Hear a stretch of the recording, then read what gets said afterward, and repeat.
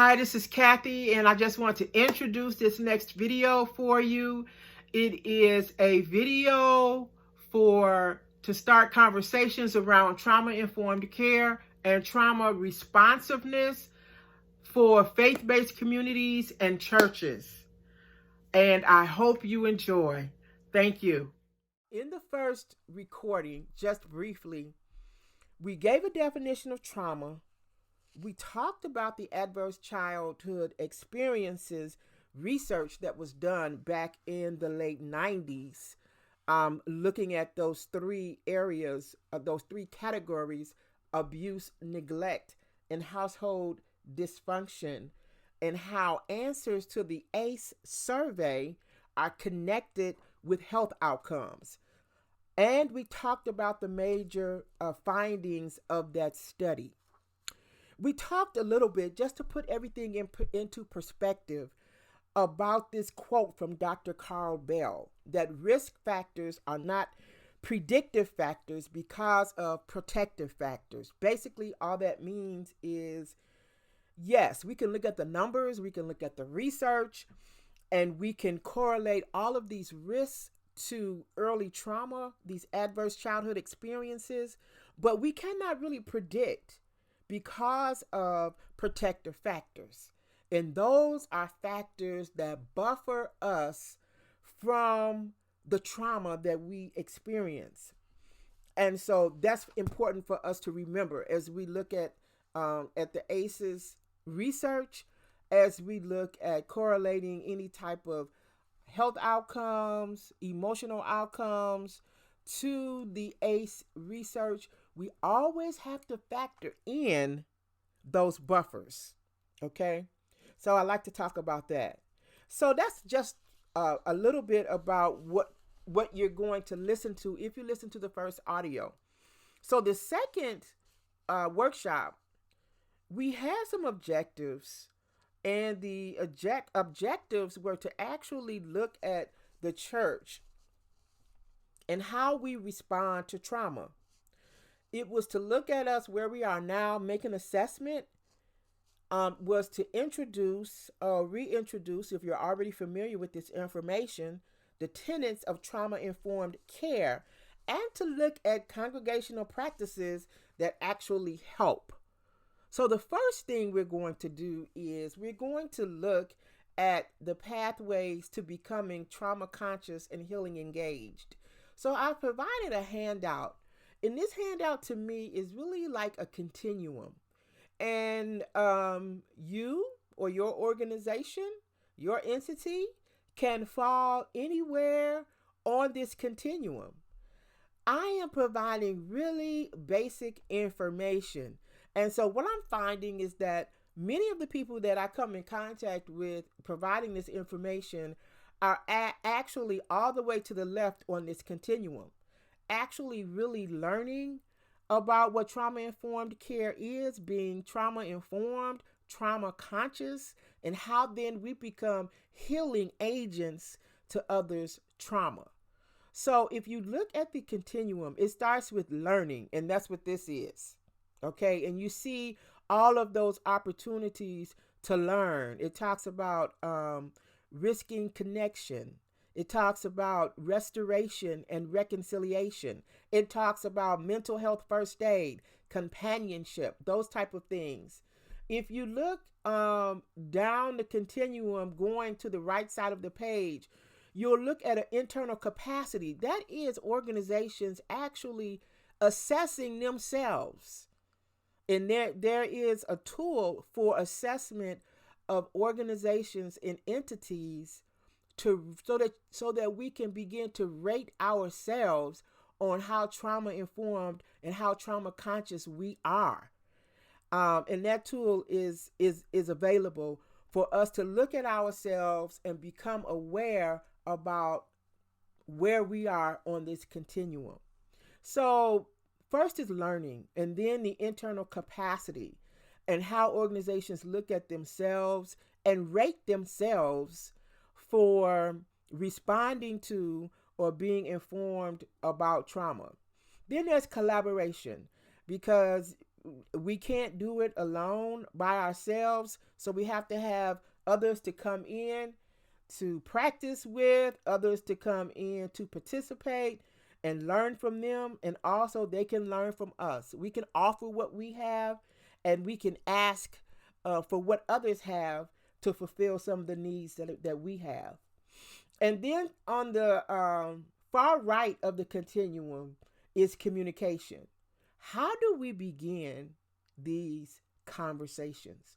And that's a part of what I hope to do. And what I am hoping to do is that we have to start having these conversations about addressing trauma and building resilience, even in faith communities. Creating our own definitions of trauma, healing, and resilience that is rooted in our faith. Because remember, this information is about how faith communities can become trauma informed and healing centered. And then creating messages about who we are and the way we respond as trauma conscious faith communities, and certainly healing engaged. So, after that, we went into the tenets of being trauma informed. So there are 5 tenets or measurements or areas or a universal approach to being trauma informed. The 5 S's, and that is, hopefully we do no harm. Hopefully we don't re-traumatize people again in our faith communities. So first of all, there is to create a safe environment. Secondly, to provide supportive relationships. Thirdly, is to model and support effective self-regulation and coping strategies. Certainly that's so important, to model for others that we can regulate ourselves and we have some good coping strategies. Fourthly, is to develop strengths and resilience. Be strength-based. Okay, looking at what people already bring to the table as a strength and how we can build on that. And then to encourage and practice self-care and collective care. So how do we care for ourselves while caring for others? And having this atmosphere of collective care, that we are all engaged caring for one another. Now, I am going to do a third audio, and it's only going to be about vicarious trauma. And that vicarious trauma of helpers and leaders and those that we look to in our faith communities that need care themselves, that most often sometimes do not get the care that they need. So we're going to do a whole audio on that. We're not going to talk too much about that today. So I live in the Chicagoland area. I don't know who is listening to this. And I became familiar with the Chicagoland Trauma Informed Network Congregation. Let me say that right. Chicagoland Trauma Informed Congregations Network. And it started in 2017.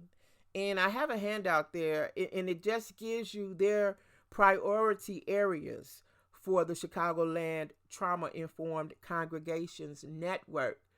And so it would be probably pretty easy if you live in another area and you want to know more about trauma-informed congregations and trauma-informed faith communities where you are. It would probably be an easy Google for you to find that. I actually found out about them and have gone to a couple of their events by looking on Eventbrite. And so that has been very helpful to know that this work has already started. This work has already begun, and some of the great work that they are doing to move faith communities along the way as we think about that continuum. And I provided just a handout about safe, stable, empathetic, and nurturing relationships. And there is a book that I have been reading called "The Body Keeps the Score" by Vander Kolk. And it's an excellent book if you want to know more about the body and how it actually responds to trauma.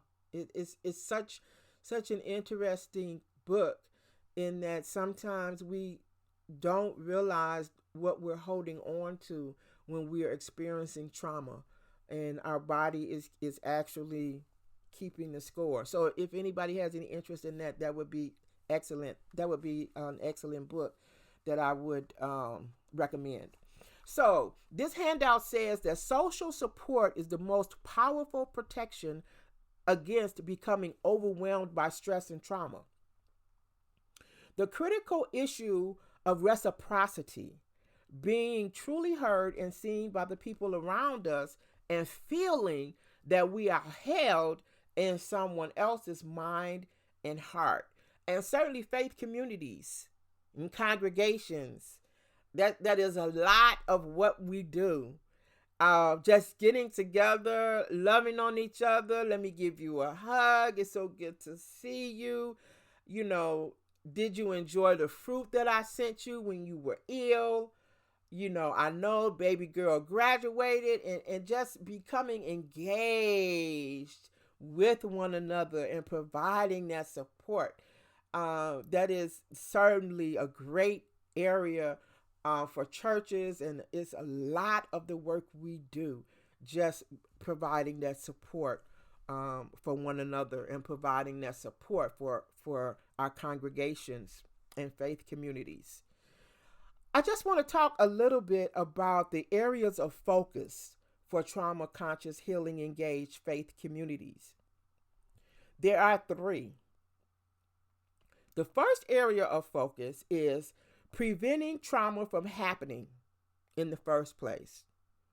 So it's easier if you plant a tree, and if you've ever seen anyone plant a baby tree, they put it in the ground and they put some stakes out to the side, and they have some string or rope tied to those stakes because they want that tree to grow straight.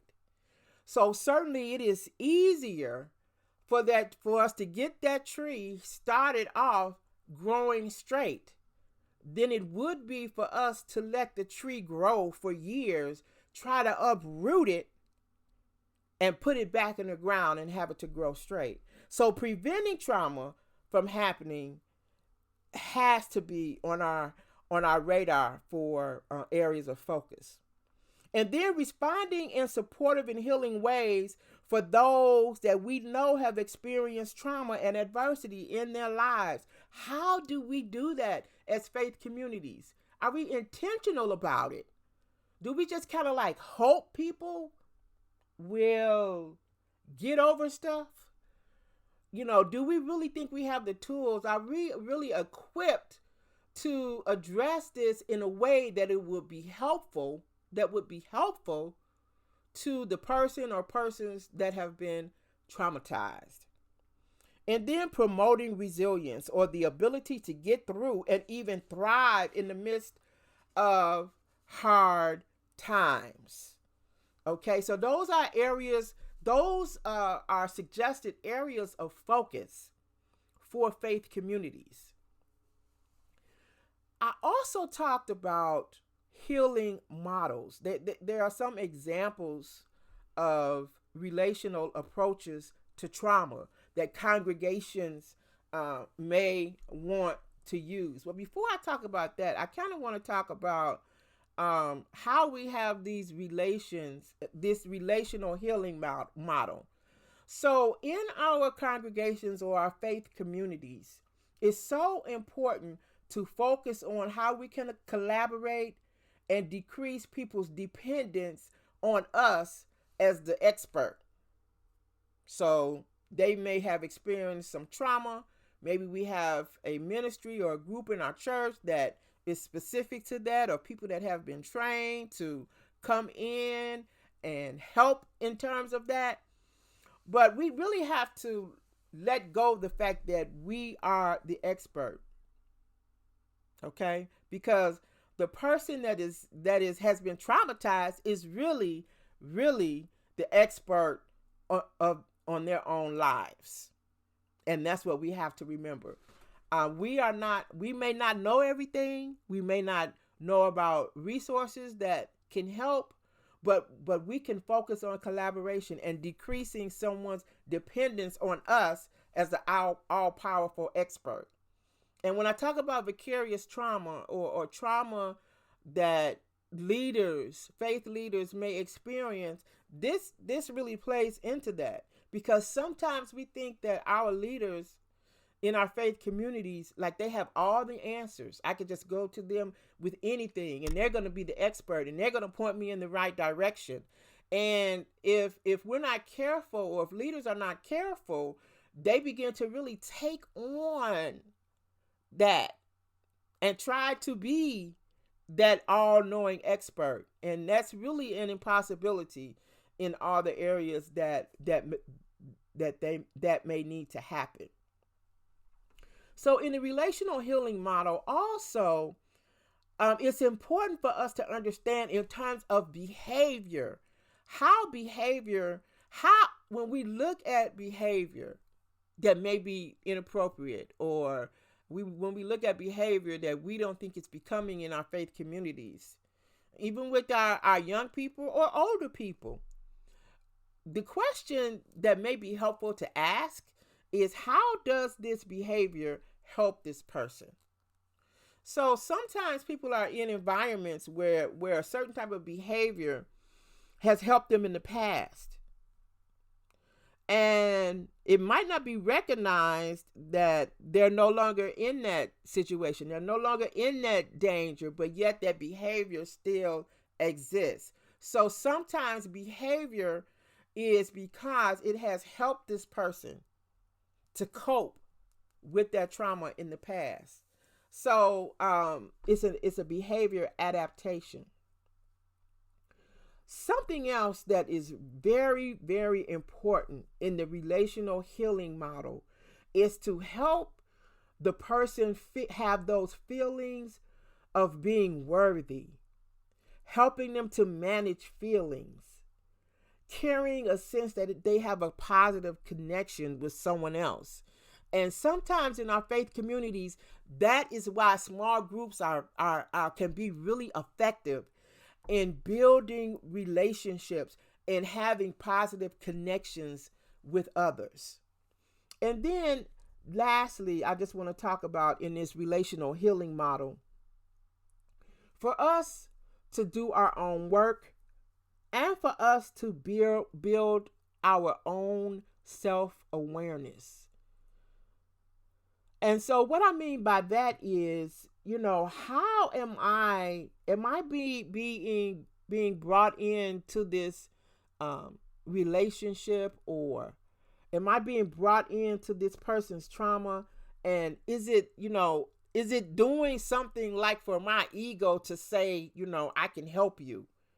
Or is it triggering something in me that I may need to consider that might not be, positive?